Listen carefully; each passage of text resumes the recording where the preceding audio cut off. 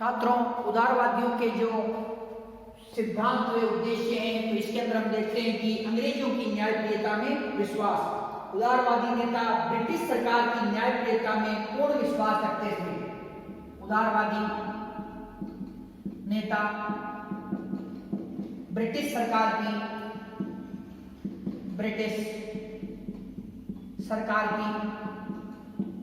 न्यायप्रियता में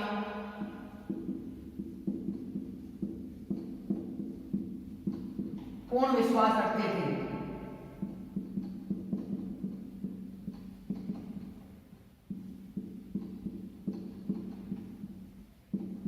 पूर्ण विश्वास रखते थे। टी माधवराव ने कांग्रेस के तीसरे अधिवेशन में कहा। टी माधवराव ने कांग्रेस के तीसरे अधिवेशन में कहा,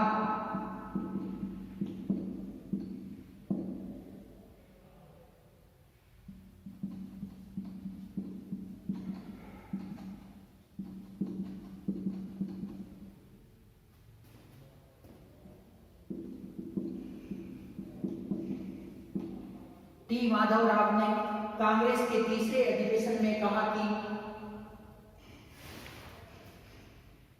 अधिवेशन में स्वागत समिति के अध्यक्ष पद में स्वागत समिति के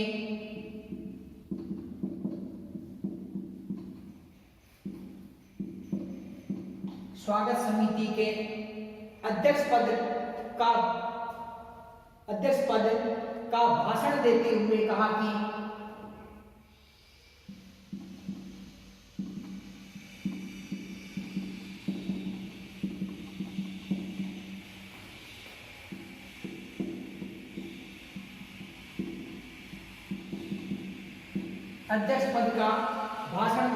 कहा कि कांग्रेस ब्रिटिश शासन का यश शिखर है। कांग्रेस ब्रिटिश शासन का यश शिखर है। कांग्रेस ब्रिटिश शासन का यश शिखर है और ब्रिटिश जाति का कीर्ति मुकुट है। और ब्रिटिश जाति का कीर्ति मुकुट है।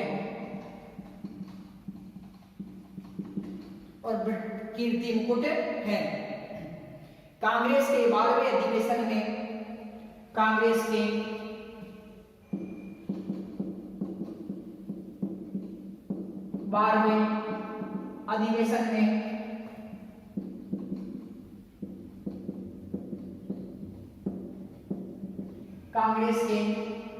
12वें अधिवेशन में मोहम्मद रहीमतुल्लाह ने कहा था कि मोहम्मद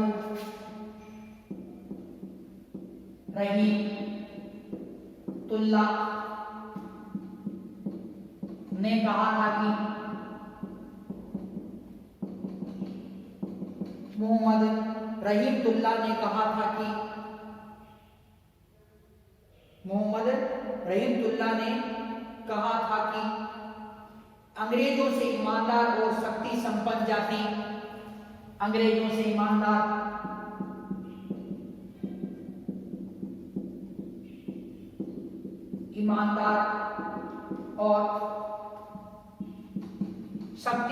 जाति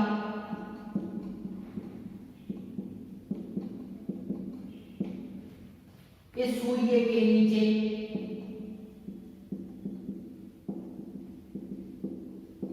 और कोई नहीं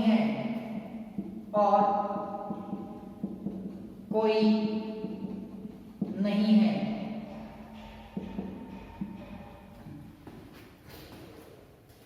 उदारवादी नेताओं के हृदय में अंग्रेजों के प्रति सद्भावना थी। उदारवादी नेताओं के हृदय में अंग्रेजों के प्रति उदारवादी नेताओं के हृदय में अंग्रेजों के प्रति सद्भावना थी और वह उन्हें बड़े आदर व श्रद्धा की दृष्टि से देखते थे। सद्भावना थी और वह उन्हें बड़े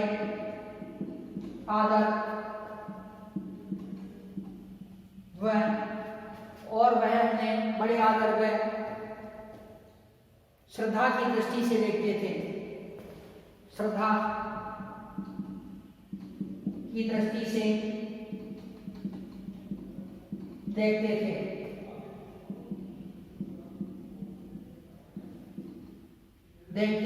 थे। उदारवादी नेता अंग्रेजी सरकार की सहानुभूति तथा उदारवादी नेता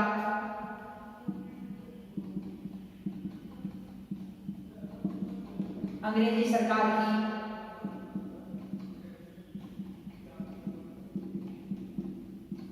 उदारवादी नेता अंग्रेजी सरकार की सहानुभूति तथा ब्रिटिश जनमत के समर्थन को सहानुभूति तथा ब्रिटिश जनमत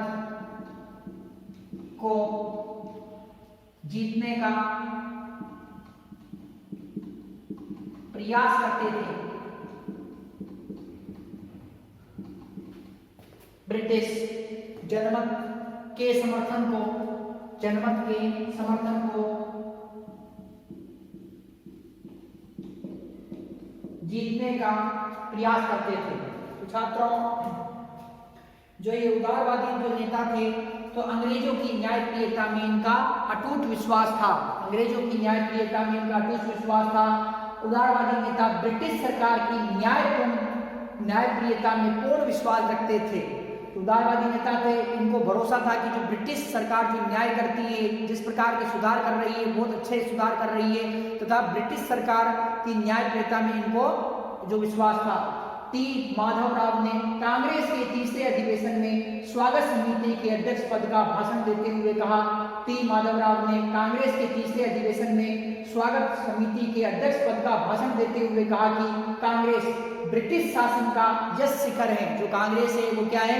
ब्रिटिश शासन का यश शिखर है। कांग्रेस और ब्रिटिश जाति का कीर्ति मुकुट है। तो टी माधवराव है, इन्होंने कांग्रेस के तीसरे अधिवेशन के अंदर कहा कि कांग्रेस ब्रिटिश शासन का यश शिखर है और ब्रिटिश जाति का कीर्ति मुकुट है।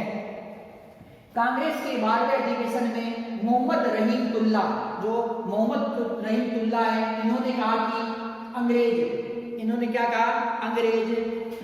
अंग्रेजों से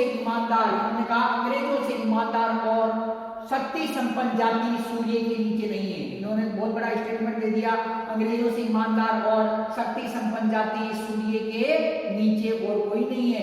उदारवादी नेताओं के हृदय में अंग्रेजों के प्रति सद्भावना थी और वह उन्हें बड़े आदर व श्रद्धा की दृष्टि से देखते थे। उदारवादी नेता अंग्रेज सरकार की सहानुभूति और ब्रिटिश जनमत के समर्थन को जीतने का प्रयास करते थे। छात्रों, जो अंग्रेज सरकार है, तो अंग्रेज सरकार क्या कर रही है कि अंग्रेज सरकार को सद्भावना की दृष्टि से देख रहे हैं, उनमें अटूट विश्वास को देखते हैं। तो अंग्रेज सरकार भी क्या करती है कि उन्हीं के कार्य को करती थी। तो छात्रों, तो इसीलिए क्या है कि अंग्रेजों को जो विभिन्न अधिवेशनों के अंदर अंग्रेजों की लगातार बढ़ाई करते रहे और अंग्रेजों की न्यायप्रियता में इनका अटूट विश्वास था तथा इनके लिए विशेष श्रद्धा प्रकट करते थे। अंग्रेज अधिकारियों को, प्रशासन को, अंग्रेज सरकार को जिस श्रद्धा की दृष्टि से देखते थे तथा इसके अतिरिक्त जो उदारवादी नेता अंग्रेज सरकार की सहानुभूति तथा ब्रिटिश जनमत के समर्थन को जीतने का प्रयास सदैव ही करते रहते थे। छात्रों, अब हम देखते हैं ब्रिटिश शासन के अंतर्गत सब शासन की मांग। जो अगला जो इनका सिद्धांत था वो सिद्धांत देखते हैं हम।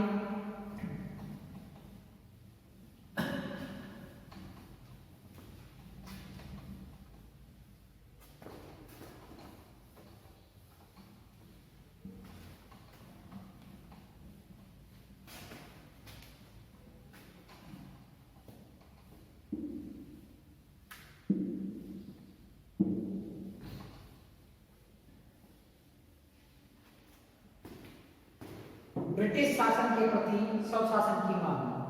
ब्रिटिश शासन के अंतर्गत स्वशासन की मांग, ब्रिटिश शासन के प्रति स्वशासन की मांग।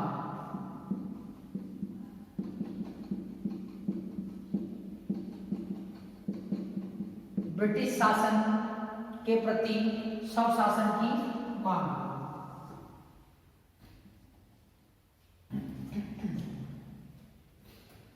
कांग्रेस के उदारवादी नेता ब्रिटिश साम्राज्य के अंतर्गत स्वशासन चाहते थे। कांग्रेस के उदारवादी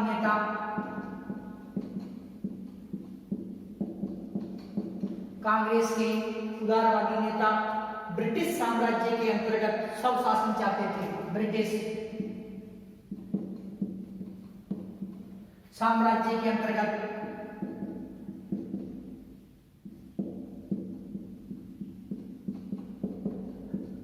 स्वशासन चाहते थे। कांग्रेस के उदारवादी नेता ब्रिटिश साम्राज्य के अंतर्गत स्वशासन चाहते थे। 1905 में दादाभाई नौरोजी ने 1905 ईस्वी में दादाभाई नौरोजी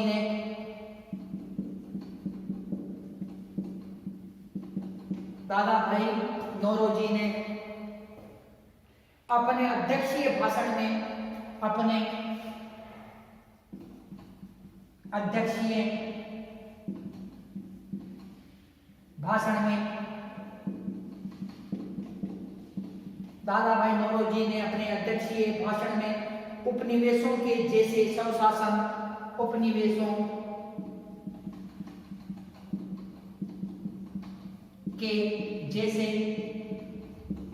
स्वशासन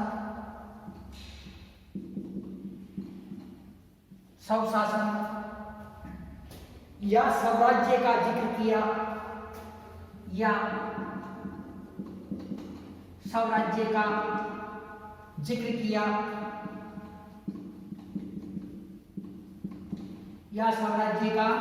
जिक्र किया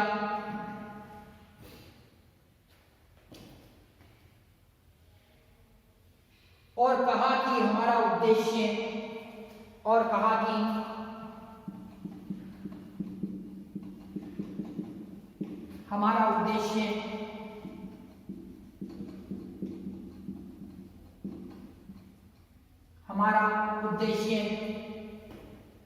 संयुक्त राज्य के समान स्वराज्य प्राप्त करना है। संयुक्त राज्य के समान स्वराज्य प्राप्त करना है।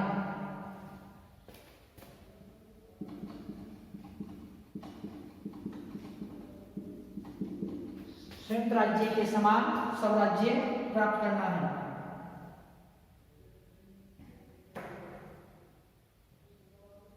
छात्रों, जो ब्रिटिश शासन के अंतर्गत स्वशासन की मांग, जो ब्रिटिश शासन के प्रति स्वशासन की मांग है, इसके अंतर्गत छात्रों की कांग्रेस के उदारवादी नेता ब्रिटिश साम्राज्य के अंतर्गत स्वशासन चाहते थे कि जो ब्रिटिश साम्राज्य रहे, अर्थात जो अधिकार ब्रिटेन का रहे और उसके अंतर्गत ही क्या हो, स्वशासन स्थापित हो। तो इस प्रकार से कांग्रेस के उदारवादी नेता ब्रिटिश साम्राज्य के अंतर्गत स्वशासन चाहते थे। 1905 में दादाभाई नौरोजी ने अपने अध्यक्षीय भाषण में उपनिवेशों के जैसे स्वशासन या स्वराज्य का जिक्र किया और कहा कि हमारा उद्देश्य संयुक्त भारत के समान स्वराज्य प्राप्त, जो संयुक्त राज्य के समान स्वराज्य प्राप्त करना है।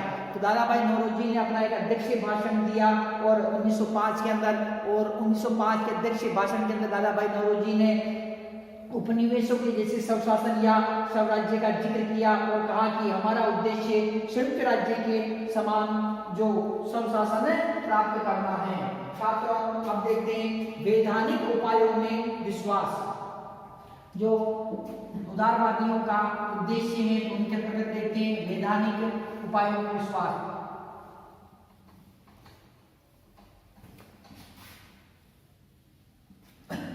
वैधानिक उपायों में विश्वास।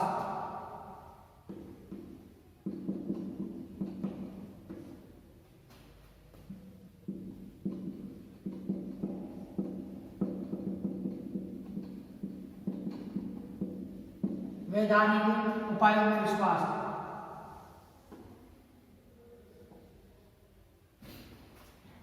उदारवादियों को अंग्रेजों की न्यायप्रियता में अटूट विश्वास था।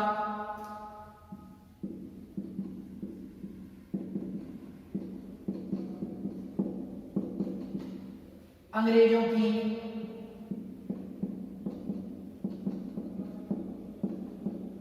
उदारवादियों को अंग्रेजों की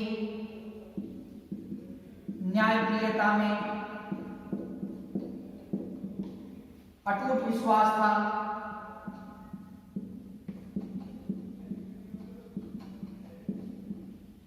अटूट विश्वास था, इसलिए वे क्रांतिकारी उपायों के पक्ष में नहीं थे। इसलिए वह क्रांतिकारी उपायों के पक्ष में नहीं थे। इसलिए वह क्रांतिकारी उपायों के पक्ष में नहीं थे। उदारवादी नेता प्रार्थनाओं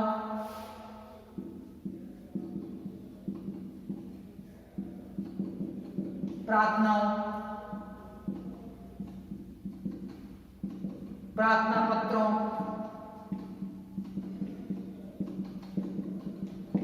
पत्रों, याचिकाओं,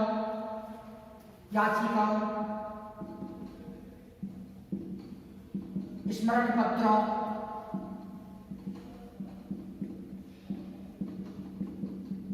पत्रों,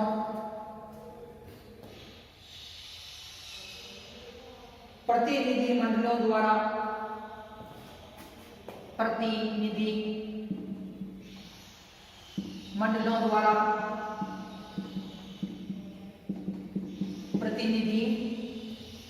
द्वारा सरकार से अपनी मांगों को मनवाने के पक्ष में थे। सरकार से अपनी मांगों को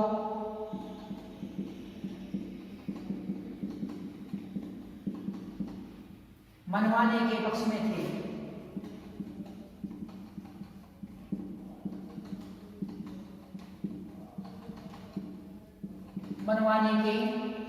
थे।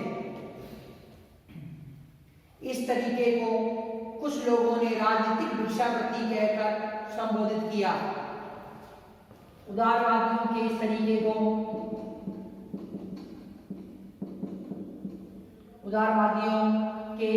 को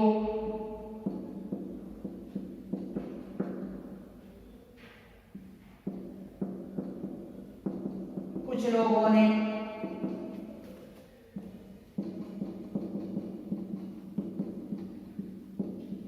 राजनीतिक भिक्षावृत्ति कहकर संबोधित किया। राजनीतिक भिक्षावृत्ति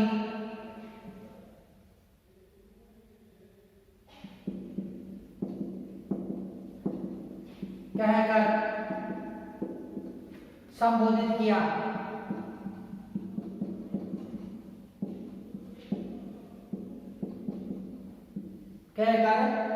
किया। छात्रों, जो उदारवादियों के सिद्धांत व उद्देश्य हैं, उनके अंतर्गत वैधानिक उपायों में विश्वास, उग्र प्रदर्शन के अंदर विश्वास नहीं करते थे, सरकार का बहिष्कार करने में विश्वास नहीं करते थे। ये जो संवैधानिक उपायों में विश्वास करते थे, जैसे उदारवादियों को अंग्रेजों की न्यायप्रियता में अटूट विश्वास था, इसीलिए वह क्रांतिकारी उपायों के पक्ष में नहीं थे। उदारवादी कहते थे कि अंग्रेज न्यायप्रिय हैं। और छात्रों, जो आपने देखा था कि कांग्रेस का जो अधिवेशन था बार बार, उसमें मोहम्मद अली रहमतुल्लाह ने कहा कि अंग्रेजों से ईमानदार और शक्ति संपन्न जाति इस सूर्य के नीचे और कोई नहीं है।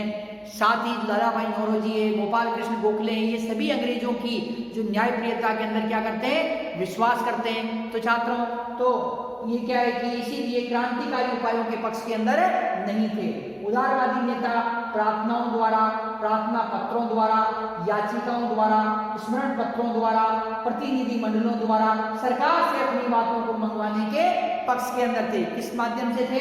प्रार्थनाओं द्वारा, प्रार्थना पत्रों द्वारा, याचिकाओं द्वारा, स्मरण पत्रों द्वारा, प्रतिनिधि मंडलों द्वारा सरकार से अपनी बातों को मंगवाने के पक्ष के अंदर थे। छात्रों, उदारवादियों के इस तरीके को कुछ लोगों ने राजनीतिक भिक्षावृत्ति का कहकर संबोधित किया। ये क्या हाथ फैलाते थे और इनकी बातों को माना नहीं जाता था। इसीलिए क्या है कि जो कुछ जैसे उग्रवादी जो नेता थे, उग्रवाद जो अर्थात गरम दल के जो नेता थे, तो उन्होंने क्या किया कि यही कहा कि राजनीतिक भिक्षावृत्ति है। तो छात्रों, तो उदारवादियों के इस तरीके को कुछ लोगों ने राजनीतिक भिक्षावृत्ति कहकर संबोधित किया। छात्रों, अब हम देखते हैं उदारवादियों की प्रमुख मांगों के बारे में कि इनकी प्रमुख मांगे क्या रही। उदारवादियों की प्रमुख मांगे,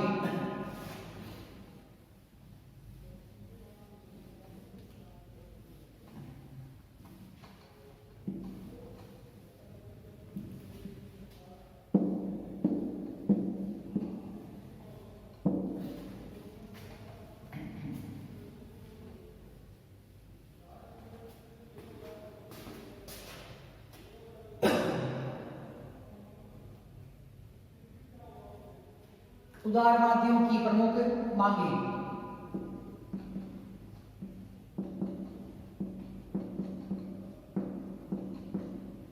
प्रमुख मांगे।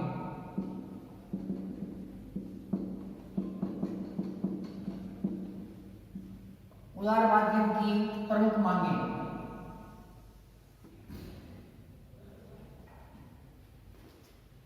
छात्रों, भारत सचिव की इंडिया काउंसिल को समाप्त करना, भारत सचिव की इंडिया काउंसिल को समाप्त करना,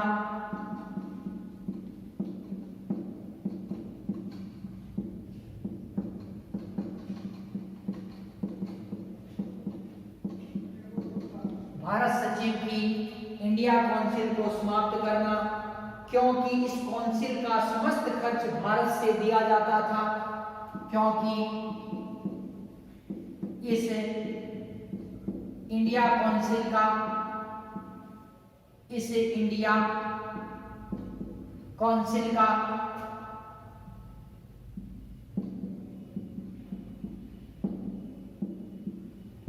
सारा खर्च भारत से दिया जाता था।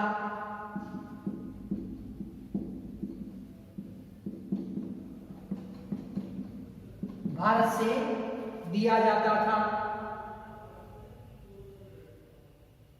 जिससे भारत का धन निष्कासन होता था, जिससे भारत का धन निष्कासन होता था।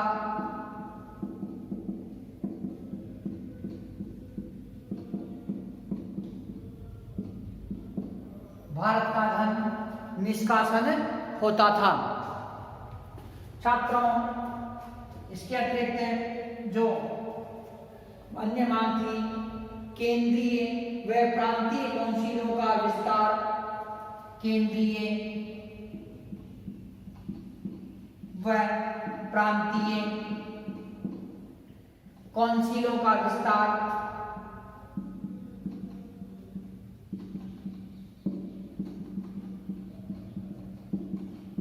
करना, केंद्रीय व प्रांतीय काउंसिलों का विस्तार करना, उनमें सरकारी नामजद सदस्यों की संख्या में कमी, उनमें सरकारी नामजद, उनमें सरकारी नामजद सदस्यों की संख्या में कमी तथा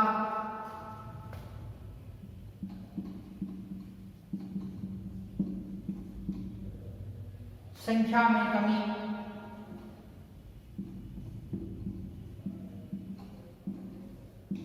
तथा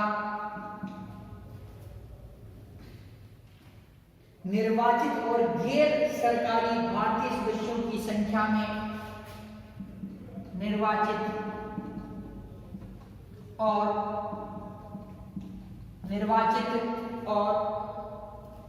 गैर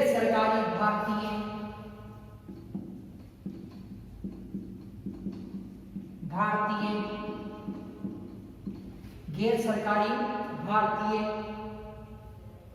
सदस्यों की संख्या में वृद्धि करना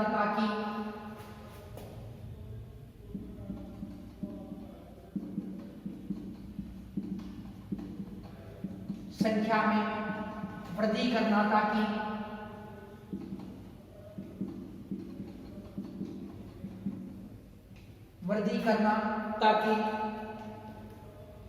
भारत में प्रतिनिधि शासन स्थापित हो सके, ताकि भारत में प्रतिनिधि शासन स्थापित हो सके।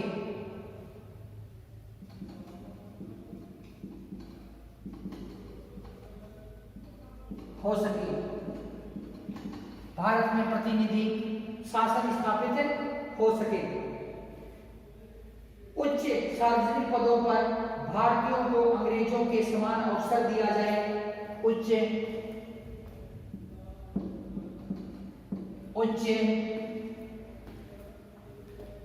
सार्वजनिक पदों पर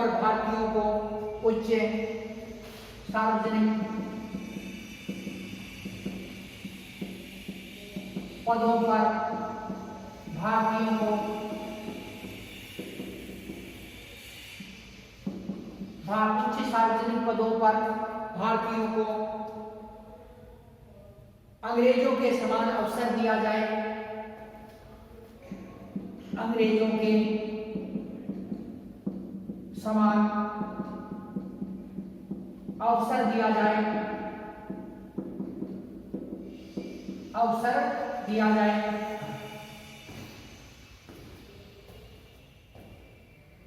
भारतीय सिविल सर्विस की प्रतियोगिता परीक्षा भारतीय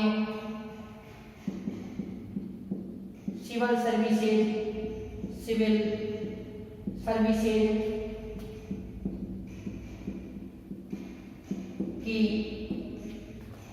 परीक्षाएं भारत में आयोजित करवाई जाए।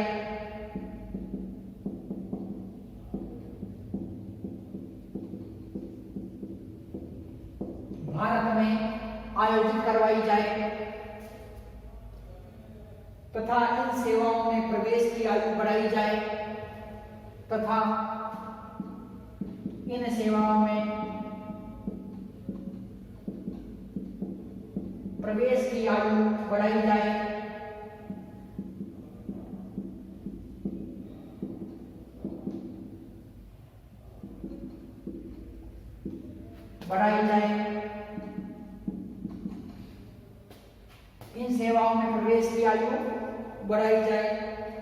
कार्यकारिणी और न्याय संबंधी प्रशासन पृथक किए जाए। कार्यकारिणी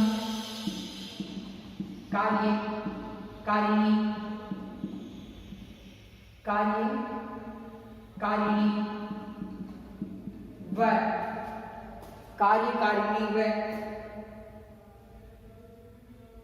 न्याय संबंधी प्रशासन पृथक किए जाए। न्याय संबंधी प्रशासन पृथक किए जाए।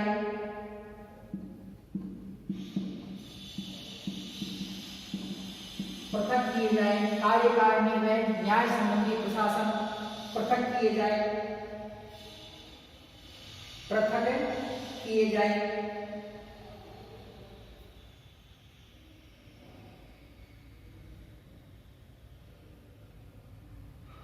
तथा मुकदमों की सुनवाई में जूरी प्रथा को मान्यता दी जाए।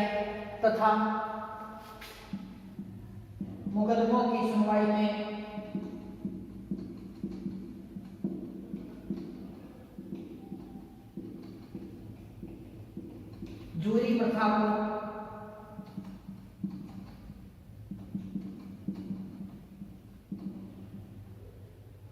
मान्यता दी जाए।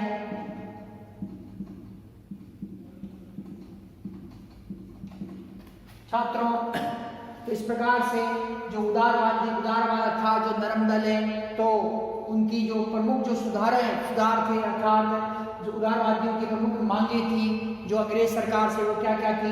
भारत सचिव की इंडिया काउंसिल को समाप्त करना, क्योंकि इस इंडिया काउंसिल का सारा खर्च भारत से दिया जाता था, जिससे भारत का धन निष्कासित होता था। जो भारत का धन है वो निष्कासित हो रहा है। क्यों हो रहा है? क्योंकि भारत सचिव की जो इंडिया काउंसिल थी, इसका सारा का सारा जो पेमेंट था, वो खर्च था, वो कौन देता था? भारत को देना पड़ता था। केंद्रीय व प्रांतीय काउंसिलों का विस्तार करना, उनमें सरकारी नामजद सदस्यों की संख्या में कमी तथा निर्वाचित और गैर सरकारी भारतीय सदस्यों की संख्या में वृद्धि करना, ताकि भारत में प्रतिनिधि शासन स्थापित हो सके। तो छात्रों, इसमें देखिए, केंद्रीय व प्रांतीय काउंसिलों का विस्तार करना, साथ ही उनमें सरकारी नामजद सदस्यों की संख्या में कमी करना तथा निर्वाचित और गैर सरकारी भारतीय सदस्यों की संख्या में वृद्धि करना, ताकि भारत में प्रतिनिधि शासन स्थापित हो सके। तो ये कार्य कौन करता था? ये सारा का सारा ये सारी जो मांगे थी, ये किसकी थी? नरम दल की मांगे थी, अर्थात उदारवादी दल की मांगे थी। किससे थी? ये अंग्रेज सरकार से ये मांगे थी। उच्च सार्वजनिक पदों पर भारतीयों को अंग्रेजों के समान अवसर देना। जो बड़ी बड़ी पोस्टें थी, उन सभी बड़ी पोस्टों पर अंग्रेज अधिकारी होते थे। भारतीयों की संख्या नाम मात्र की थी। तो उदारवादियों ने मांग की कि भारतीयों को भी समान अवसर प्रदान किया जाए। भारतीय सिविल सर्विसेज की परीक्षा भारत में आयोजित करवाई जाए, ताकि इन सेवाओं में प्रवेश की आयु बढ़ाई जाए। जो भारतीय सिविल सर्विसेज है, तो इन भारतीय सिविल सर्विसेज की परीक्षा में भारतीय सिविल सर्विसेज की परीक्षा भारत में आयोजित करवाई जाए तथा इन सेवाओं में प्रवेश की आयु को बढ़ाया जाए।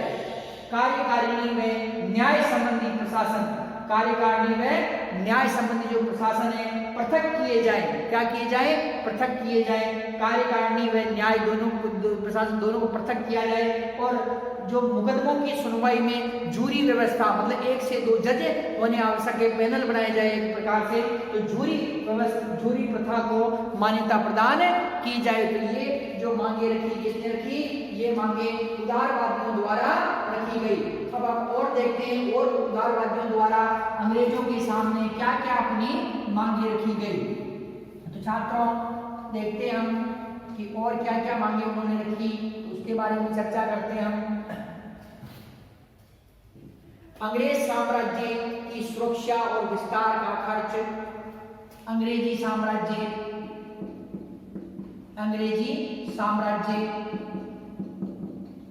सुरक्षा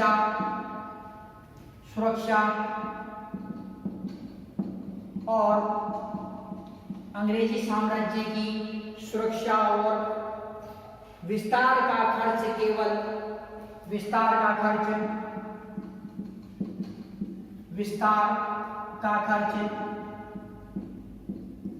केवल अंग्रेजी साम्राज्य की सुरक्षा और विस्तार का खर्च केवल भारत पर ही न डाला जाए, केवल भारत पर ही न डाला जाए, केवल भारत पर ही न डाला जाए तथा भारत से धन निष्कासन को रोका जाए। भारत से धन निष्कासन को रोका जाए।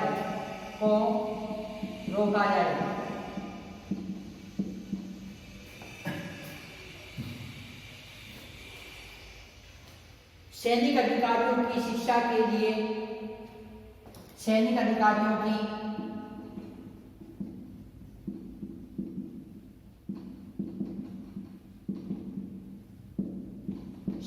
लिए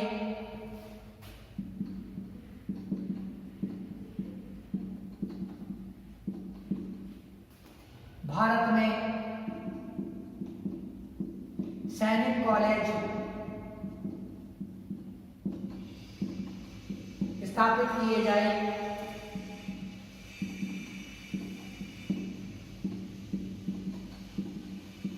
भारत में सैनिक कॉलेज स्थापित किए जाए। भारत में सैनिक कॉलेज स्थापित किए जाए।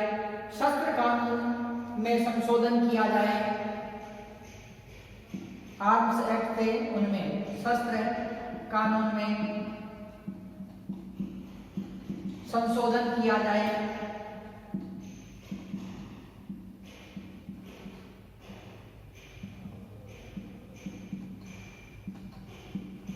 शस्त्र कानून में संशोधन किया जाए।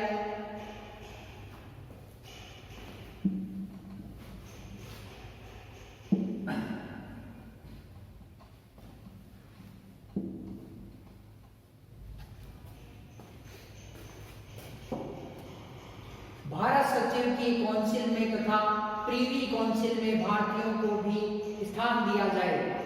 भारत सचिव की काउंसिल में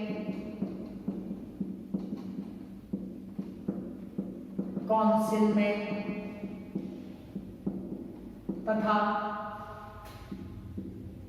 प्रीवी काउंसिल में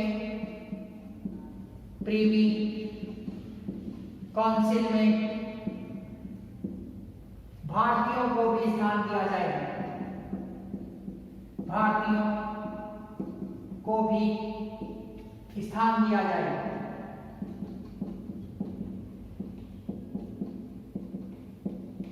भारतीयों को भी स्थान दिया जाए।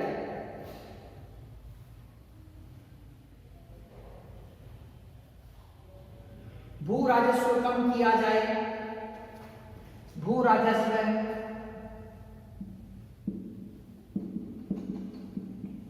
कम किया जाए।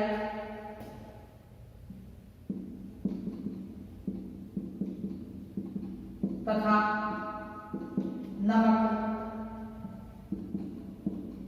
कर में कमी की जाए।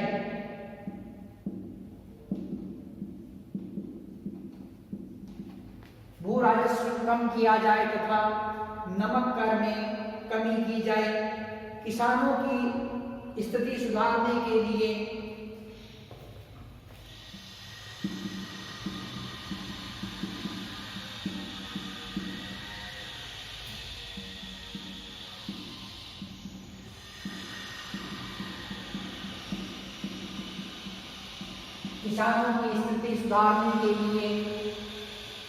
भू राजस्व की दर स्थायी रूप से निर्धारित कर दी जाए। भू राजस्व की दर स्थायी रूप से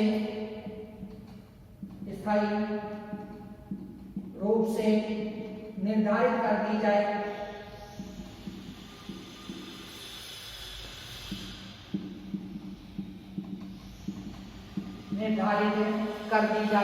भू राजस्व की दर स्थायी रूप से निर्धारित कर दी जाए और इसे 20 से 30 वर्षों तक न बढ़ाया जाए। और इसे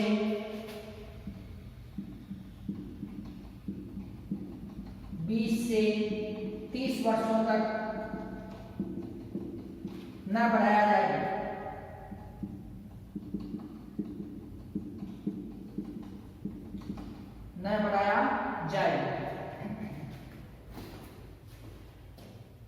तो छात्रों, जो उदारवादियों की मांगे हैं, उन मांगों के अंतर्गत अंग्रेजी साम्राज्य की सुरक्षा और विस्तार का खर्च केवल भारत पर ही न डाला जाए।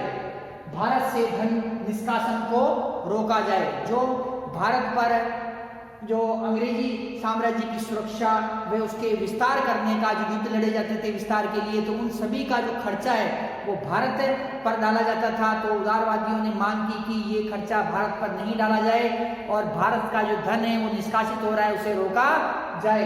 सैनिक अधिकारियों की शिक्षा के लिए भारत में सैनिक कॉलेज स्थापित किए जाए। सैनिकों की शिक्षा के लिए जो भारत में ही सैनिक कॉलेज स्थापित किए जाए, उनको ब्रिटेन में भेजा जाए। भारत के जो सैनिक अधिकारी हैं उनकी शिक्षा ब्रिटेन में दी जा रही है, ऐसा क्यों? ऐसा भारत में आप कॉलेज खोलिए और भारत में ही उनको शिक्षा प्रदान कीजिए। शस्त्र कानून में संशोधन किया जाए, जो आर्म्स एक्ट है, आर्म्स एक्ट के अंदर क्या किया जाए कि संशोधन किया जाए। भारत सचिव की काउंसिल में तथा प्रीवी काउंसिल में भारतीयों को भी स्थान प्रदान किया जाए। भू राजस्व कम किया जाए तथा नमक कर में कमी की जाए। किसानों की स्थिति सुधारने के लिए भू राजस्व की दर स्थायी रूप से निर्धारित कर दी जाए और 20 से 30 वर्षों तक उसे न बढ़ाया जाए। किसानों की स्थिति अत्यंत ही दयनीय है, अतः जो किसानों की स्थिति को सुधारने के लिए जो भू राजस्व की दर को निश्चित किया जाना चाहिए और 20 से 30 वर्ष तक इस प्रकार उन पे कोई भी टैक्स की वृद्धि नहीं होनी चाहिए। तो ये जो मांगे की, ये मांगे किसने की? ये मांगे उदारवादियों द्वारा की गई। छात्रों हम और देखते हैं कि उदारवादियों द्वारा और कौन कौन सी मांगे जो अंग्रेज सरकार के सामने रखी गई। भारत में कुटीर उद्योगों को प्रोत्साहन दिया जाए। भारत में कुटीर उद्योगों को प्रोत्साहन दिया जाए, प्रोत्साहन दिया जाए। भारत में कुटीर उद्योगों को प्रोत्साहन दिया जाए और भारत में औद्योगिक एवं तकनीकी शिक्षा की सुविधाएं उपलब्ध कराई जाए और भारत में औद्योगिक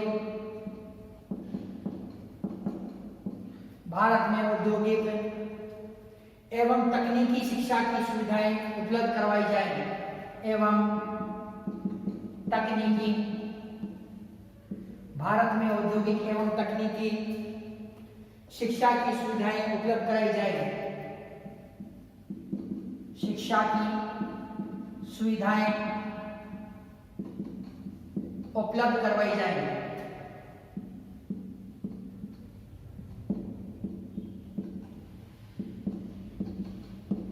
उपलब्ध करवाई जाए। भारत में कुटीर उद्योगों को प्रोत्साहन दिया जाना चाहिए। भारत में औद्योगिक एवं तकनीकी शिक्षा की सुविधाएं उपलब्ध करवाई जाए। ये मांग भी जो उदारवादियों द्वारा अंग्रेज सरकार से रखी गई। छात्रों, सिंचाई की उचित व्यवस्था, सिंचाई की उचित व्यवस्था, सिंचाई की उचित व्यवस्था, कृषि बैंकों की स्थापना, कृषि बैंकों की स्थापना, कृषि बैंकों की स्थापना, पुलिस व्यवस्था में सुधार करना, पुलिस व्यवस्था में सुधार करना,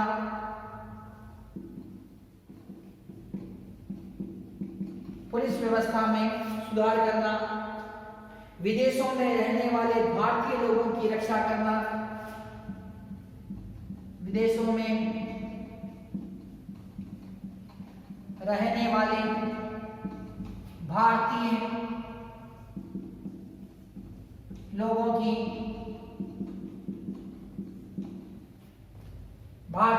की रक्षा, प्रेस की स्वतंत्रता की रक्षा, प्रेस की स्वतंत्रता की रक्षा, प्रेस की स्वतंत्रता की रक्षा आदि मांगे रखी, आदि मांगे रखी, आदि मांगे रखी। तो छात्रों, जो ये मांगे रखी गई इसके अंतर्गत भारत में कुटीर उद्योगों को प्रोत्साहन दिया जाए और भारत में औद्योगिक एवं तकनीकी शिक्षा की सुविधाएं उपलब्ध करवाई जाए, सिंचाई की उचित व्यवस्था की जाए, कृषि बैंकों की स्थापना, पुलिस व्यवस्था में सुधार करना, विदेशों में रहने वाले भारतीय लोगों की रक्षा, प्रेस की स्वतंत्रता की रक्षा आदि जो मांगे हैं वो रखी गई। तो छात्रों, तो इस प्रकार से जो ये उदारवादियों की ये प्रमुख मांगे थी। तो छात्रों, आज हमने देखा कि जो उदारवादी दल है, तो उदारवादी दल के बारे में हमने चर्चा की। छात्रों, भारत में जो उदारवाद तथा जो उग्रवाद दो जो दल थे, जब अंग्रेज सरकार ने उदारवादियों की बातों को मानने से मना कर दिया और इनकी बातों की उपेक्षा की जाने लगी, तो ऐसे समय के अंदर उग्रवादी दल का जो उदय हुआ। तो छात्रों, तो उदारवादियों के बारे में हमने ये देखा। अब हम देखते हैं कि उदारवादियों की सफलता, कि उदारवादियों की क्या क्या सफलताएं रही और इनकी क्या क्या विफलताएं रही, तो उनके बारे में भी हम चर्चा करते हैं।